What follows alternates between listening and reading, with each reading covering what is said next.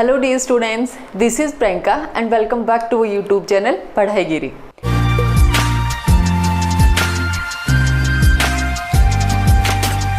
आज की वीडियो में हम बात करेंगे वायरस के बारे में। तो फर्स्ट क्वेश्चन है हमारे पास कि वायरस है उसे 5 किंगडम क्लासिफिकेशन में कोई भी पोजीशन है वो नहीं मिली। वीटेकर ने जो 5 किंगडम क्लासिफिकेशन दिया था उसमें वायरस को पोजीशन ना मिलने का रीज़न क्या था कि वायरस जब किसी होस्ट की बॉडी से बाहर होता है तो एक नॉन लिविंग ऑर्गेनिज्म की तरह बिहेव करता है, इसीलिए नॉन लिविंग ऑर्गेनिज्म को 5 किंगडम क्लासिफिकेशन में है वो कोई स्पेस नहीं मिला। अब हमें पता है कि वायरस क्या है, एक नॉन सेलुलर ऑर्गेनिज्म है, एसेलुलर ऑर्गेनिज्म है। तो अब ये क्या है, सबसे पहले कौन से साइंटिस्ट थे जिन्होंने इनको डिस्कवर किया, कैसे कैसे इनकी डिस्कवरी हुई और कैसे कैसे है ये अपनी लाइफ है उसको स्टार्ट करता है। तो आज की वीडियो में हम इसी की बात करेंगे। तो देखो, फर्स्ट हम बात कर रहे हैं कि जो वायरस है उसी वायरस टर्म कौन से साइंटिस्ट ने दी थी। तो हमारे पास एक साइंटिस्ट का नेम आता है पास्चर। पास्चर ने सबसे पहले टर्म दी थी वायरस की, वायरस टर्म दी थी किसने, पास्चर ने। अब सेकंड हम बात करें कि ठीक है चलो टर्म तो दे दी, लेकिन अब वायरस है वो डिस्कवर कैसे हुआ। तो इसके बाद में एक साइंटिस्ट आए हमारे पास, इवोन वस्की। इवोन वस्की। तो इवोन वस्की जो साइंटिस्ट थे, इन्होंने क्या किया कि इन्होंने जो टोबैको प्लांट है उसकी लीफ के ऊपर कुछ एक मोजेक जैसी स्ट्रक्चर दिखी। मोजेक क्या होता है, एक स्पॉट या एक धब्बा होता है। तो इन्होंने जो हमारे पास प्लांट था टोबैको का, उसकी लीफ के ऊपर जो मोजेक रूपी इन्होंने जो स्ट्रक्चर देखी, तो उसने क्या किया, उस लीफ को वहाँ से आइसोलेट करके या उस प्लांट की उस लीफ को लेके उसे क्रश किया।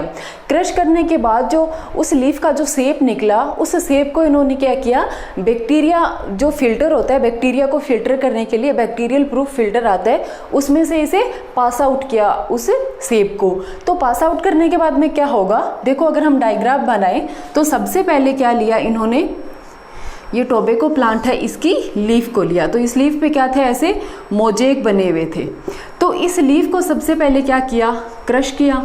और क्रश करने के बाद इस लीफ का जो शेप था या इसका जो रस था, इससे जो शेप निकला, रस निकला, उसे इन्होंने एक फ्लास्क के अंदर ऐसे ऐसे जो इनके पास बैक्टीरियल फिल्टर था, बैक्टीरियल फिल्टर, इसमें से क्या किया इन्होंने, इस शेप को यहाँ से पास आउट किया। ये इन्होंने शेप डाला तो यहाँ पे जो पास आउट हुआ, तो ये जो बैक्टीरियल फिल्टर होता है इसमें से बैक्टीरिया है वो पास आउट नहीं हो सकता।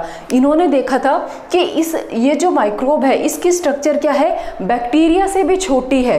तो यहाँ से क्या हुआ, इसके अंदर अभी इन्हें जो सब्सटेंस मिलेगा वो क्या था, वायरस था। लेकिन अभी तक इन्हें ये नहीं पता था कि ये वायरस है। इन्होंने क्या देखा कि इस लीफ के अंदर कोई तो ऐसा माइक्रोब है जिसकी वजह से इसमें डिजीज कोज हो रही है और उसकी शेप तो बैक्टीरिया से भी छोटी है। अभी तक हमें क्या पता था 5 किंगडम में कि जो सबसे स्मॉलेस्ट ऑर्गेनिज्म है वो क्या होगा, हमारा बैक्टीरिया होगा, लेकिन ये तो बैक्टीरिया से भी छोटा है। अब इन्होंने क्या किया कि इस शेप को निकाला, वापस से इसे किसी दूसरे प्लांट में इंजेक्ट करा के देखा, टोबैको प्लांट में, तो उसकी लीफ फिर से डिजीज्ड हो गई। तो इन्होंने कंक्लूजन क्या निकाला, इन्होंने कहा, फर्स्ट तो इन्होंने बताया कि ये कोई माइक्रोब है जो कि बैक्टीरिया से भी छोटा है, स्मॉलर देन बैक्टीरिया। और दूसरा इन्होंने बताया कि या तो ऐसा कोई माइक्रोब है जो कि बैक्टीरिया से भी छोटा है, या फिर ये जो माइक्रोब है ये एक टॉक्सिक सब्सटेंसेज है जिसकी वजह से आगे डिजीज है वो कोज हो रही है। दूसरा इन्होंने क्या बताया कि ये क्या है, एक टॉक्सिक सब्सटेंस। तो इन्होंने अपनी डिस्कवरी से 2 बातें बताई कि एक तो ये माइक्रोब्स हैं और दूसरा ये कोई टॉक्सिक सब्सटेंस है। उसके बाद में हमारे पास एक और साइंटिस्ट आए, थर्ड साइंटिस्ट है हमारे बेजर निक। ये काफ़ी इम्पॉर्टेंट है, हमारे पास नीट में मोस्टली यहीं से क्वेश्चन आता है कि बेजरनिक ने वायरस के बारे में क्या बताया। तो इन्होंने क्या किया, जो स्टेप जो प्रोसेस इन्होंने फॉलो की थी इवोनवस्की ने, इन्होंने भी वापस से वही स्टेप फॉलो किया कि क्या लिया, जो हमारे पास टोबैको प्लांट था उसकी लीफ ली, लीफ को क्रश किया, उस प्लांट का सेप निकाला और उसे बैक्टीरियल फिल्टर से फिल्ट्रेट किया। अब जैसे ही वो जो बैक्टीरिया फिल्टर है वो फिल्ट्रेट हो गया तो ये कैसा हो गया, बिल्कुल बैक्टीरिया फ्री हो गया ना, बैक्टीरिया फ्री मीडिया मिला। अब वापस से इन्होंने क्या किया कि इसे आगे फिर से किसी दूसरी लीफ में इंजेक्ट करवाया और दूसरी लीफ भी कैसे हो गई, डिजीज्ड हो गई। इन्होंने भी सेम वो ही प्रोसेस की। तो ये प्रोसेस करने के बाद अब बेजरनिक ने क्या बताया कि ये कोई माइक्रोब नहीं है, ये कोई लिविंग ऑर्गेनिज्म है जो कि क्या कर रहा है, आगे से आगे क्या कर रहा है, डिजीज को कोज कर रहा है। अगर ये कोई टॉक्सिक सब्सटेंस होता तब तो क्या होता, आगे से आगे अलग अलग प्लांट में धीरे धीरे इसके सिम्टम है वो कम शो होते, लेकिन ये हर बार उतने ही अमाउंट में अपने सिम्टम को शो कर रहा है। दैट मीन्स ये क्या है, ये एक कंटाजियस हमारे पास कोई फ्लूइड है जिसकी वजह से आगे डिजीज है वो कोज हो रही है। तो इनका एक फेमस स्टेटमेंट आता है कि इन्होंने क्या बताया था बेजरनिक ने, तो इन्होंने बोला इसे कॉन्टेजियम वाइवम फ्लूइडम। इस लाइन का मीन क्या हुआ, मीन्स इन्फेक्शियस लिविंग फ्लूइड।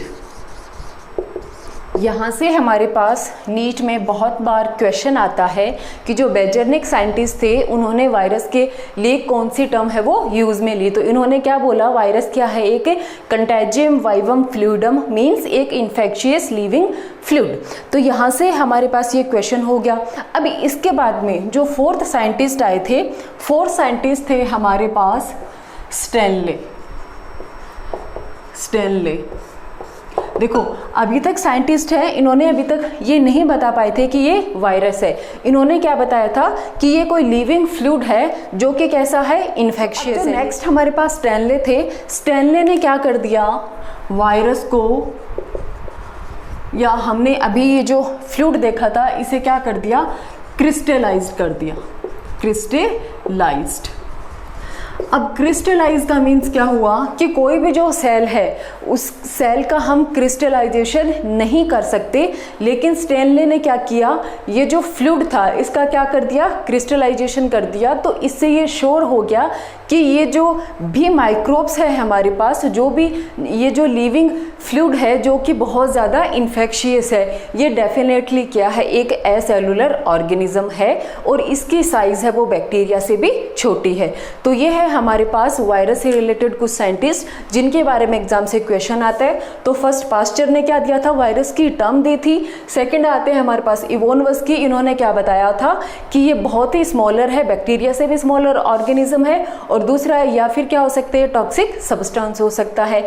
इसके बाद थर्ड जो बेजरनिक आए थे, इनका फेमस हमारे पास ये आता है कि इन्होंने क्या बोला वायरस के बारे में, इन्होंने बताया था कि it's a contagium vivum fluidum, ठीक है। और फोर्थ जो स्टैनले थे, इन्होंने हमारे वर्क को सबसे इजी कर दिया कि इन्होंने वायरस को क्रिस्टलाइज कर दिया। तो हो गया कि ये कोई भी एक सेलुलर स्ट्रक्चर है वो नहीं है। अब नेक्स्ट हम बात करेंगे कि वायरस की स्ट्रक्चर क्या हो सकती है या फिर इसका जो जेनेटिक मटेरियल है वो क्या है।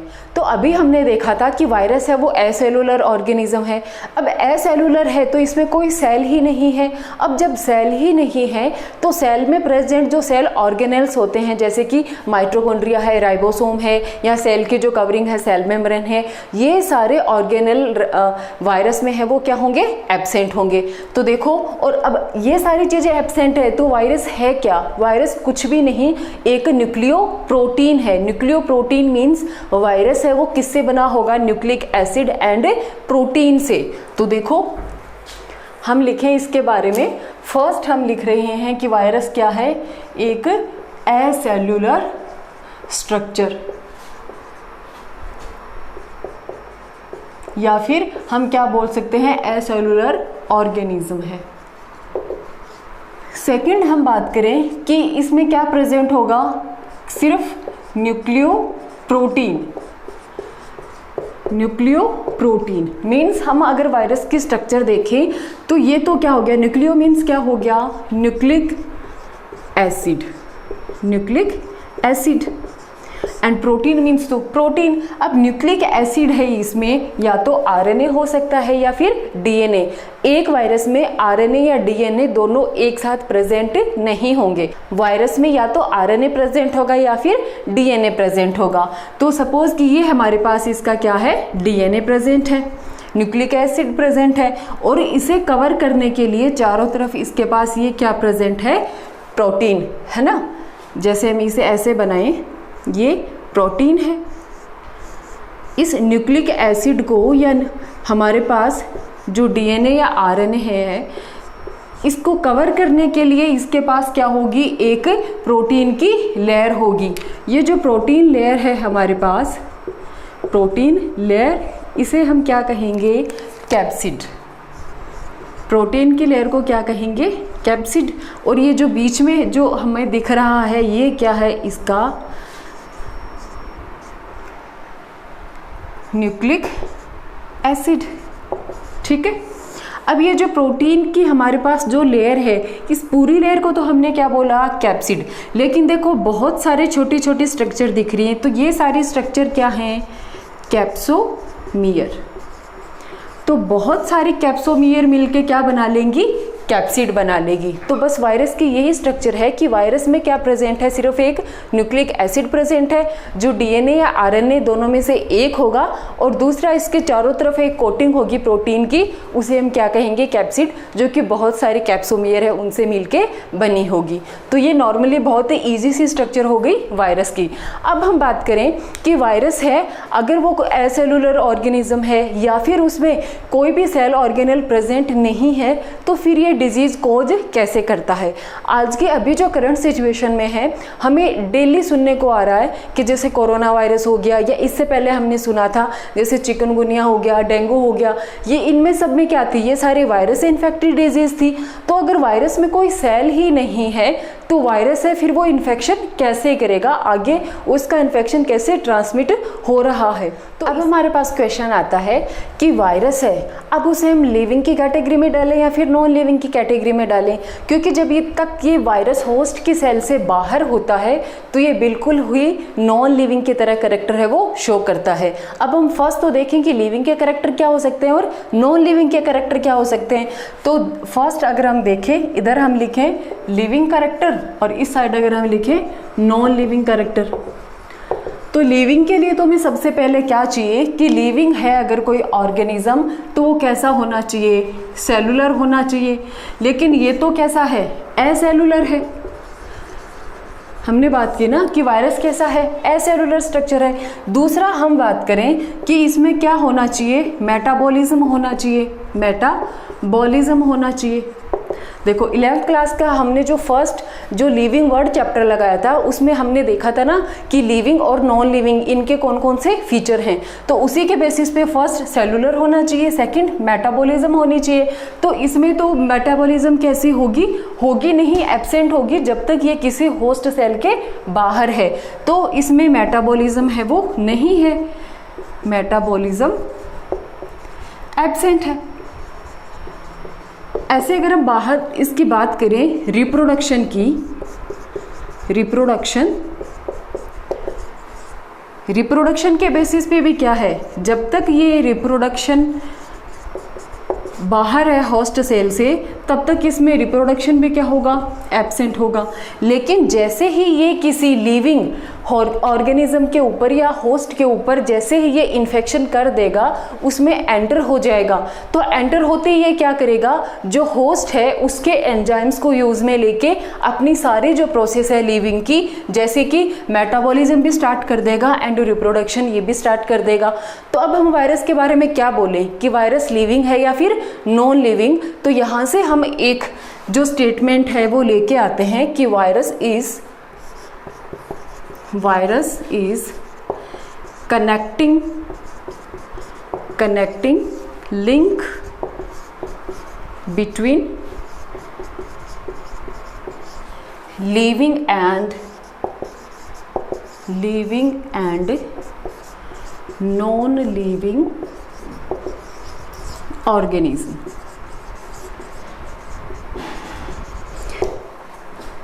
तो ये हमारे पास कंक्लूजन है कि वायरस है, इसे हम ना तो लिविंग कहेंगे और ना ही नॉन लिविंग कहेंगे। ये दोनों के बीच की कनेक्टिव लिंक है। जब तक ये होस्ट सेल की बॉडी से बाहर है तब तो ये कैसा रहेगा, नॉन लिविंग की तरह। लेकिन जैसे ये किसी होस्ट में एंटर कर जाएगा तो ये किसकी तरह बिहेव करेगा, एक लिविंग ऑर्गेनिज्म की तरह बिहेव करेगा। तो इस स्टेटमेंट से हम क्या बता सकते हैं कि वायरस है वो डेफिनेटली क्या है हमारे पास, ऑब्लिगेट पैरासाइट। हम बोल सकते हैं ना इजीली वायरस के लिए कि ये क्या है, ऑब्लिगेट पैरासाइट। मीन्स कि इसके पास कोई ऑप्शन नहीं है। अगर ये किसी पैरासाइट के अंदर या किसी पैरासिटिक ऑर्गेनिज्म में एंटर करेगा तो ही अपनी जो लाइफ प्रोसेस है उसको कंप्लीट कर पाएगा। अब देखो ऑब्लिगेट पैरासाइट का मीन क्या हुआ कि वायरस के पास कोई ऑप्शन नहीं है जब तक ये किसी ऑर्गेनिज्म की बॉडी में एंटर नहीं करेगा। और ऑर्गेनिज्म भी कैसा, लिविंग ऑर्गेनिज्म, क्योंकि यहाँ पे क्या टर्म दिया हमने, पैरासिटिक। अगर कोई भी वायरस होगा तो वो कैसा हो रहा है, किसी लिविंग होस्ट के ऊपर अटैक करने वाला।